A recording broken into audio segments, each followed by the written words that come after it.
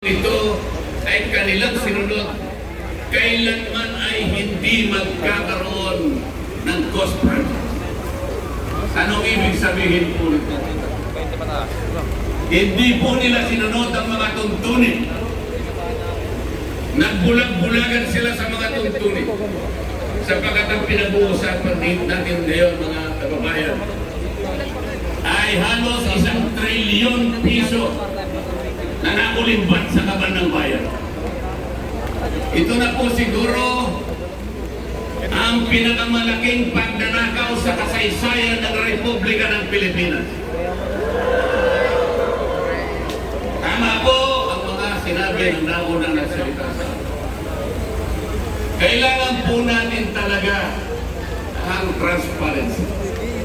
Kailangan po natin talaga ang accountability. Kung walang transparency, hindi natin makikita, hindi malalagtad sa ating lahat. Kung sino ang utak, kung sino ang pinuno, kung sino ang nag-isip ng lahat ng bagay. At kung hindi sila magiging accountable kahit kailan, ay hindi magkakaroon ng hustisya sa ating lahat.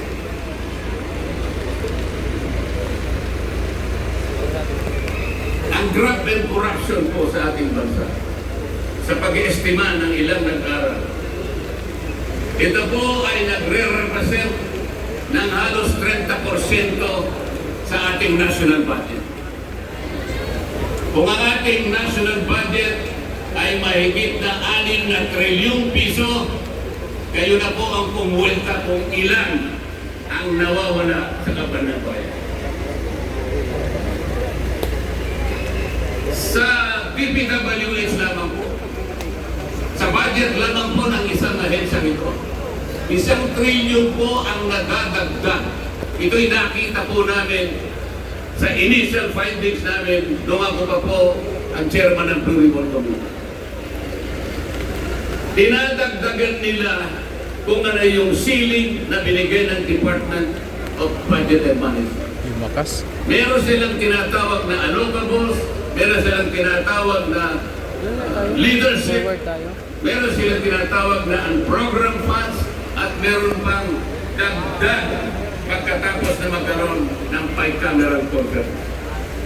Kapag tinotal natin ang lahat ng ito, hindi bababa sa 1 trilyong piso, katumbas ng 15% ng ating national budget.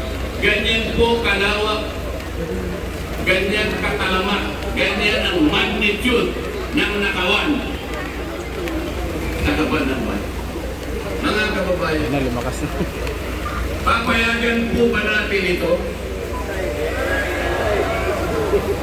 Papayagan po ba natin ito?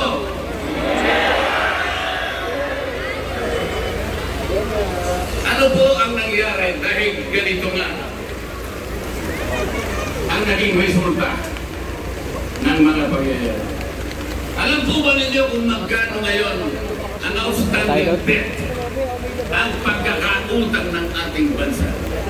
Alam po ninyo kung gaano ang halaga ngayon na utang ng ating bansa? 17 trillion pesos. Katumbas po yan ng 63% debt to GDP ratio. Ano po ang ibig sabihin niya? Masyadong mataas po yung bahagkan, yung ratio ng ating pagkakautang sa ating national na pagkabuhayan. Ang ibig sabihin po niya, pagka mataas ang ratio, nag-aatubili, nagkakaroon ng pag-aagam-agam, natatakot ang mamumuhunan sa ating bansa.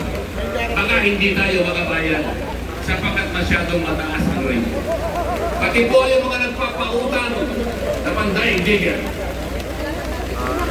Nagmamasid na lang sila. Tinitingnan kung tayo makakabarol o hindi. Yan ang magiging kalagayan ng ating bansa sapagkat mawawalan na sila at nawala na sila ng kumpiyansa sa ating kakayahan na bumangon.